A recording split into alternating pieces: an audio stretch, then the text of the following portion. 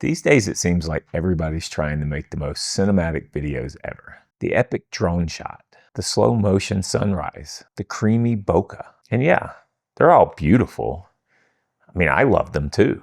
But when I'm out here in the mountains, just Moose and I and my phone, I've learned a few things. There's something way more important than just cinematic. There's storytelling. And today I'm going to show you the 9 shots you actually need to tell a powerful story with just your phone or whatever camera you've got with you.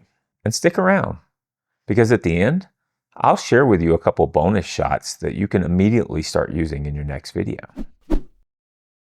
When I'm hiking into a basin or cresting a ridge, the first thing I want to show is where am I? That's your wide shot. Whether you're standing under 13,000 foot peaks or entering a pine forest after the rain, it gives your viewer a sense of scale. Do you feel small and lost in the wild, or free and full of possibility? Same shot, totally different emotion. But either way, it's the foundation of your story.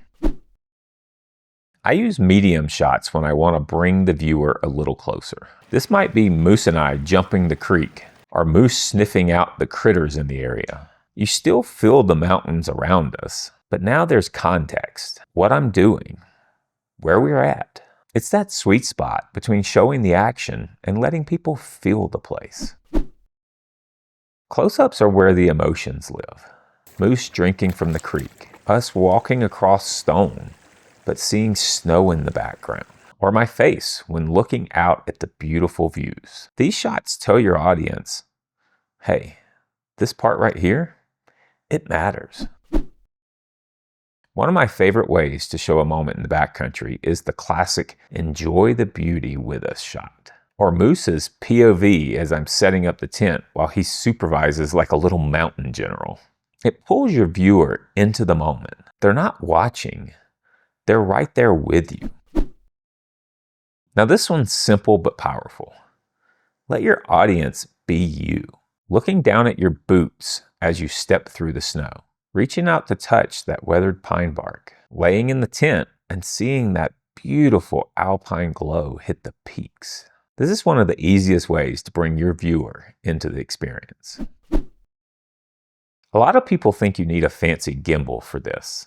You don't. Just set the camera up on a tripod and walk or run through the frame. Then when you're editing later, have it follow you across the shot. Let the story move with you. When I'm filming a trail run or hiking a ridgeline, this shot is what gives the feeling that we're actually going somewhere, that this adventure is unfolding step by step. This one's underrated. Set the camera down on a rock or a tripod. Now just walk into the frame, or out of it, or through it. It's calm. It's natural. It's how most people experience real life. Seeing the world move around them without the camera jumping with every step. And it's one of my favorite shots to let the mountain do the talking. This one's subtle, but powerful. A slow push in on my face when I'm sitting at camp, thinking through something deep, or a slow pull out after I reach the summit, revealing how far we've come. Push in builds intensity. Push out creates space. Both can be done with a gimbal or just in editing. It's a great way to guide emotion without even saying a word. You've probably seen me use this one a lot.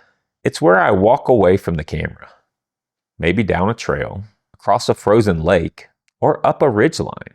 And it always gives that feeling of closure, like we've shared a moment. And now it's time to move on. It's quiet. It's reflective. And it gives your story room to breathe. All right, let's get to those bonus shots I promised you. Number 1, high or low angles. If you want to make yourself look tiny under a mountain peak, shoot from a high angle. Do you want to show power, like Moose perched heroically on a rock? Shoot from down low. These angles change how things feel.